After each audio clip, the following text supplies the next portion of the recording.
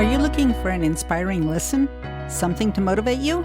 You've come to the right place. Welcome to Women of the Northwest, where we have conversations with ordinary women leading extraordinary lives.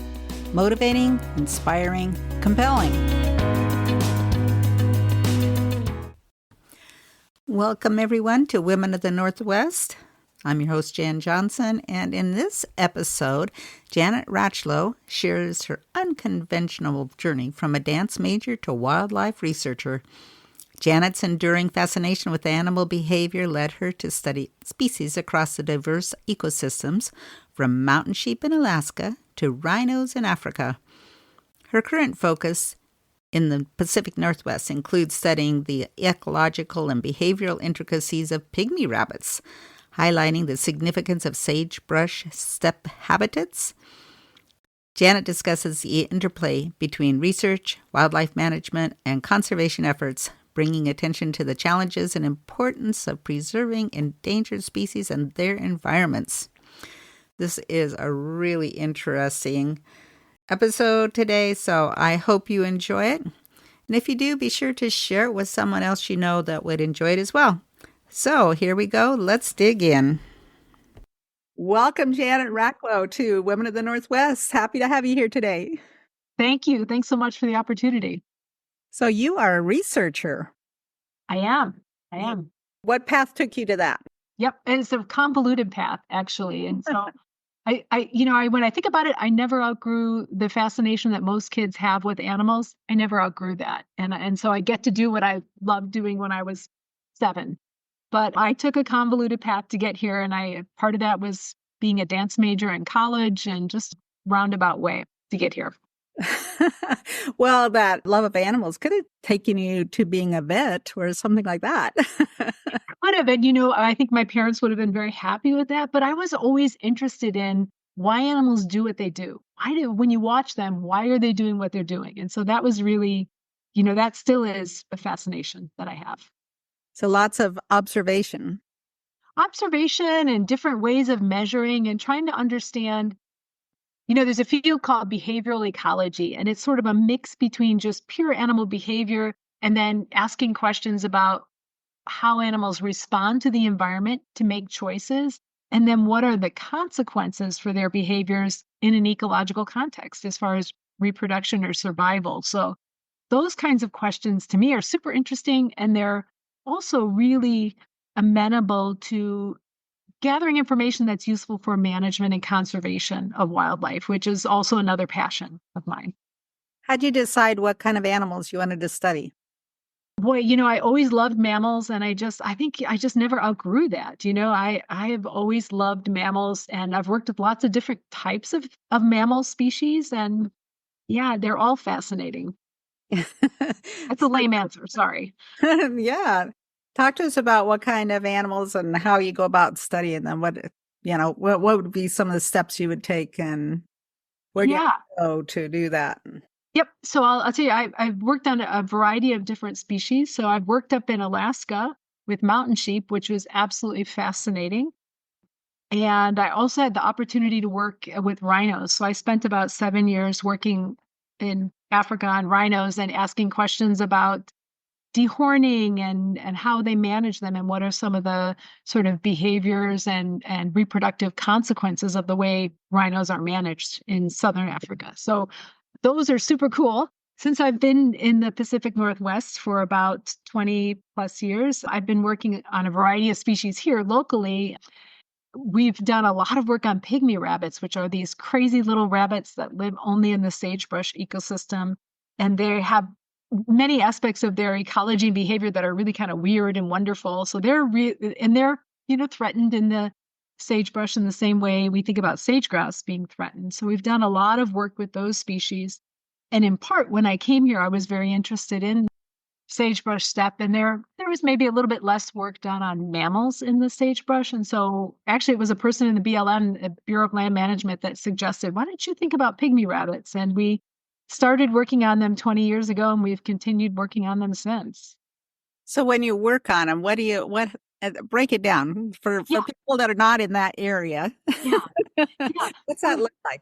Yeah, well, we've done a variety of different studies. Initially, some of the studies were really basic, like where do they occur? Some of the basic natural history, the basic ecology of these animals, where do they have their babies? We didn't know that really until they brought them into captivity for captive breeding for the Columbia Basin, the ones up in Washington that are threatened or listed as endangered right now. But we've done work to ask what types of habitats are good habitats. If we're going to manage habitat for the species, we need to know what is good habitat. So, how do they use the habitat? We've done work with radio collars. We have very tiny radio collars that only weigh about 5 grams.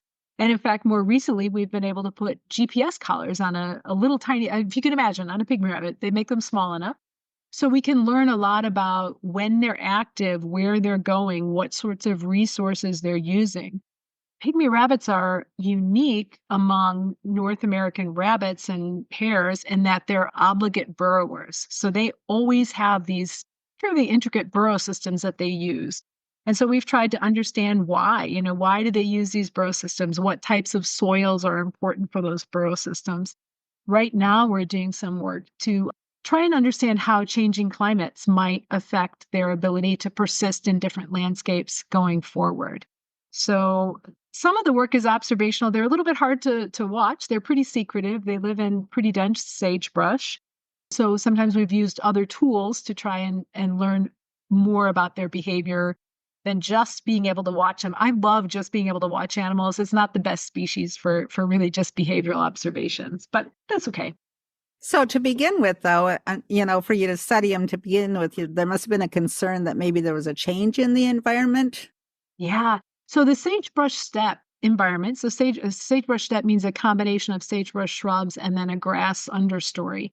That occurs across a large part of the Great Basin, so a pretty big, broad area, but it's also sort of sometimes ironically considered one of the most endangered ecosystems because it's changing so rapidly as a consequence of a whole variety of effects. So fires, invasive grasses, development of different types, so that even though we think of it as being a very broad, widespread ecosystem, it's actually changing very rapidly.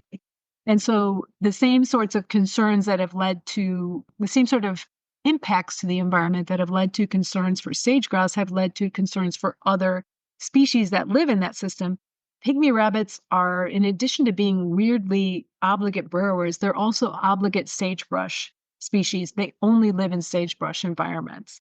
And so is a concern. 20 years ago, there was a petition for listing the species as threatened or endangered across its range, which is part of what got us asking a bunch more questions. Just in the last year, there has been another petition submitted to the Fish and Wildlife Service again to list them across their range. So there is a continued concern about the availability of habitat and the persistence of the species. So once you have the concern, where does that go? Then how does that impact? I mean, do people have to, or building management has to start thinking about that too, or how does that work? Yeah, really, that's a good question. Very much so. So once there is a petition submitted to the Fish and Wildlife Service, the Fish and Wildlife Service is required to undergo a review of the status of the species and come up with what they call a species status assessment. And that involves they reach out to all the states where these animals occur, and they get all the most recent information and they pull it all together and try to synthesize and understand, are there changes? Is this species truly threatened? So when that happens, when there's a petition, it triggers a lot more work. States are very interested in having the best information available. For us, sometimes it means we have more funding for research. In response to this, we started a statewide survey for occupancy of pygmy rabbits. It hasn't been done in the past, really a detailed survey. So we're doing that right now with one of my grad students, and that's in collaboration with the state and federal agencies here in Idaho, also Montana. Other states are doing the same sorts of work because they need to be able to respond to the Fish and Wildlife Service. So it does trigger a sort of more scrutiny for the species. Yeah, Yeah. sure. And then heads it to whoever, if there is possibility of us affecting that change, right? Right. And the pygmy rabbits are a little bit sometimes it can be a little bit confusing because the population in the Columbia Basin, which is separated in quite a bit of space from the Great Basin region, those populations there were brought down to just a very few numbers. They declined or were extirpated, brought into captivity, and they've been trying to reintroduce Columbia Basin pygmy rabbits. That is listed as a federally endangered, what's called a distinct population segment. So for vertebrates in the United States under the Endangered Species Act, populations can be listed, not just the species. And so the whole species of pygmy rabbits across the range is not listed, but it's under consideration now. But that population in Washington is still listed as a federally endangered population. Interesting. Yeah. What did you find out about the rhinos? So I went initially to look at the effects of dehorning on white rhinos. There had been some work that was ongoing on black rhinos. And I'll make this story short, but we didn't get a chance to learn as much as we wanted to because I was working in the country of Zimbabwe, and shortly after we had been there a year, we got rhinos dehorned. We figured out how to keep radio collars on rhinos. We had a control group of animals with horns and radio collars that we were going to observe for a year and then go in and take the horns off and observe them for another year. We got all that established, and there was some economic adjustment programs in the country that ended up with essentially a lack of law enforcement for about 6 to 9 months. And during that time, a large portion of the animals we were studying were poached, even the ones that had been dehorned, because they still had a base of a horn. So one of the things we learned is dehorning in and of itself, if you don't have enforcement of the protection, doesn't work. We measured rates of horn regrowth. Those horns regrow, and they regrow relatively rapidly. They regrow faster on males than females, faster on young animals than older animals. And, one of the concerns was the ability for animals to have normal behavior. Males use their horns in fighting with one another. We had animals that were dehorned that still were able to fight and even fight to the death. If you can imagine, it's sort of like two trucks driving into each other until one stops driving. So it has a headache so massive they have to stop. Right. So I mean, we didn't get to answer all of the questions, and in part, I wound up switching to a different set of questions following the loss of most of the rhinos in the area where we were working.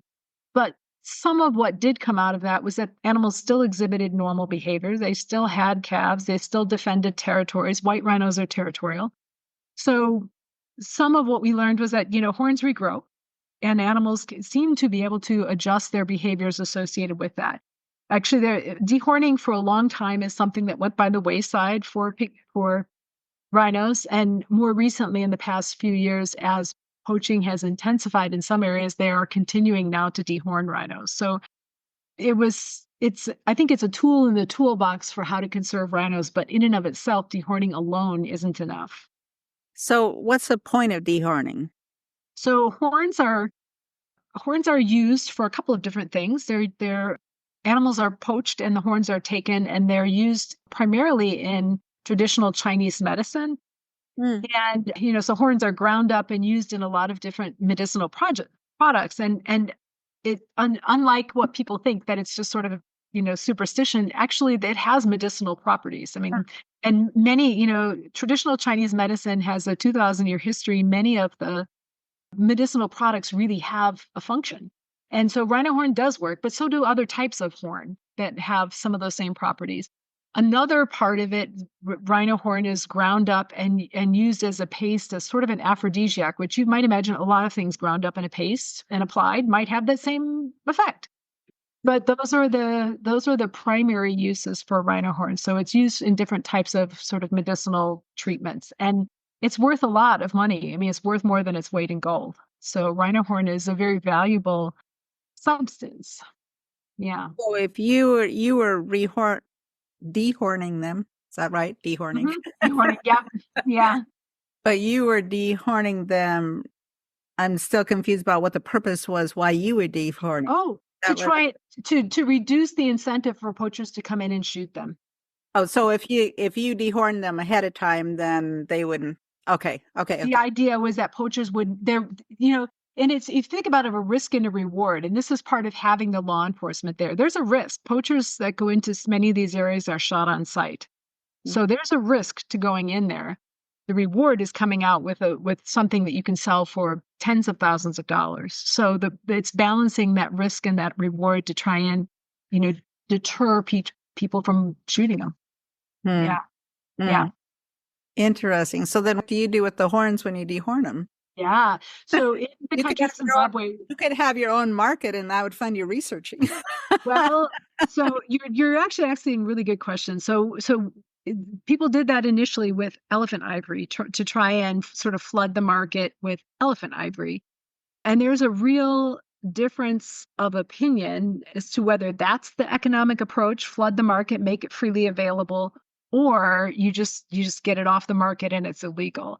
In the country of Zimbabwe, where I was working, where the rhinos were dehorned, all of those horns went into a national stockpile. They weren't sold. But there's always, there's people that have very different perspectives on how to address that conservation conundrum. And one argument is, why don't you sell it and then use the money to fund conservation? And that was really an argument that's been made for elephant ivory also. Huh. Challenging, it gets into global economics. It's interesting to think about, like I think about the animals and their biology, but the real context is a global one, and it involves, economics and social values, and yeah. Yeah, totally. Mhm. Tell us some of what you did in Alaska.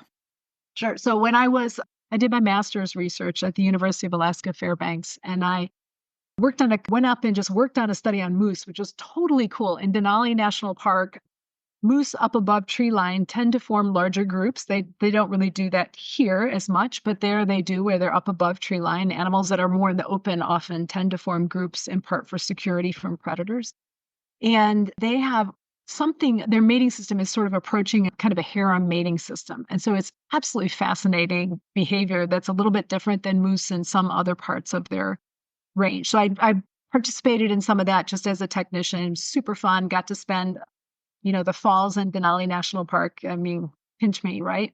And then my master's work was focused on Dall sheep, which are a mountain sheep. Sometimes they're called thin horn, sort of similar to the bighorn. And we were looking at habitat that is used by females during reproduction. So trying to understand what was quality habitat, well, how did they use the habitat, and understanding something about timing of reproduction and how they used habitat differently when the lambs were very little versus when they're older. And so some of that had implications for translocations of sheep, and they wanted to make sure that were they to translocate sheep, they would put them into places that had suitable habitat for females raising lambs. So that was another pinch me that I get to spend the summer hiking around in the mountains in Denali National Park. I mean, really? Yeah. And get paid for it, sort of. And get paid for it. Yeah. A little, not much, but enough to get by. That's right. Yeah, yeah. So in your next career, you can be a park ranger. Yeah, I don't know. Yeah. Yeah, I mean, part of it is I've gotten to work in absolutely beautiful, fabulous places. And I think your family always thinks you're on vacation. You're on vacation. You're actually working. I'm here working. I'm not really on vacation, but This is work. This is work, really. Yeah, it's, some ways it really is. Great work. Fascinating. And so you're also a professor. I am. Yeah. Yeah. Your goal is to pass the torch. I think maybe people don't always realize that at a lot of universities, at bigger universities, our job is about 50% teaching and about 50% research and mentoring grad students who themselves are doing research. And that has a real benefit in that you're constantly learning new stuff. And as you do research, you can bring the latest research to your classroom. So it's kind of it's actually a really cool mix where I get to keep learning all the time. And I just, before we were talking here, I was just meeting with one of my grad students and a colleague, and we were asking questions like, we don't know the answers to these questions. How do we find these out? It's just kind of fun. Like, it's good to be a sort of a detective for your job. Those are the kind of questions that should start in preschool. Right? I know, right? Yeah. Yeah. And kids ask great questions, All the way through. What kind of questions do you have about this? What could we learn? How do we get there? What would you?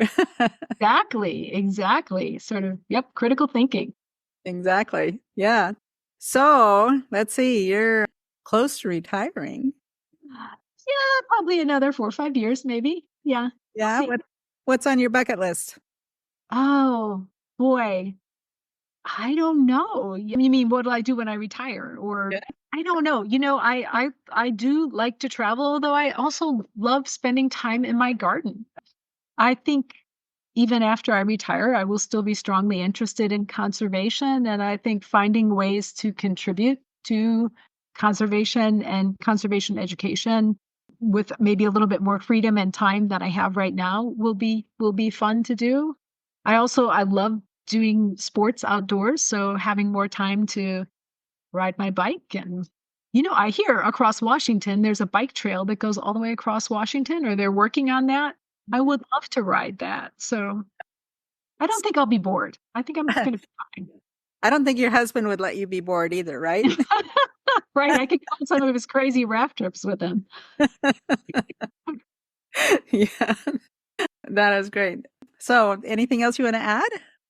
No, boy, I appreciate the opportunity and appreciate the opportunity to talk with you and also just share a little bit about what we do. Part of the fun part about my job is that you get a chance to work with young people and especially women or people that are in groups that are maybe not as don't grow up thinking they can be a scientist or be outdoors or do this kind of work. So it's kind of fun for me to have the opportunity to share that. So thank you. What's the best way that just the general public can support your type of work? I think part of it is there's so many demands for our attention. But learning a little bit more about the environment around you and in a broader context, I mean, climates are changing and it affects all of us. But learning more about I think the old adage of, thinking globally but acting locally, I think on a local scale, we all can make a difference in our own environments in whatever way you choose. And whether it's wildlife conservation or clean water or clean air or other environmental, issues, I think everybody they're important to all of us. So I would encourage everybody to think about what's going on around them, to be aware of it, and to find small ways to contribute. Yeah. Yeah, very good. Yeah. Okay. Well, thank you, Janet. This has really been interesting. Yeah. Thank you so much. I appreciate it. That was pretty fascinating, didn't you think? I sure did. Learning things that I'm not really familiar with, which is the fun of these episodes. I get to interview so many people that are just extraordinary. It's kind of nice to know that there are at least 102 of them since this is our episode 102. If you know somebody that you think would be an interesting interview for me, uh, you can text me. There's a link at the top of the show notes. And if you enjoyed this episode, be sure to share it. And if you aren't following Women of the Northwest, just click that little follow button at the top of the episode and it will let you know when the next one comes out. So until next time, have a wonderful week and we'll talk to you later.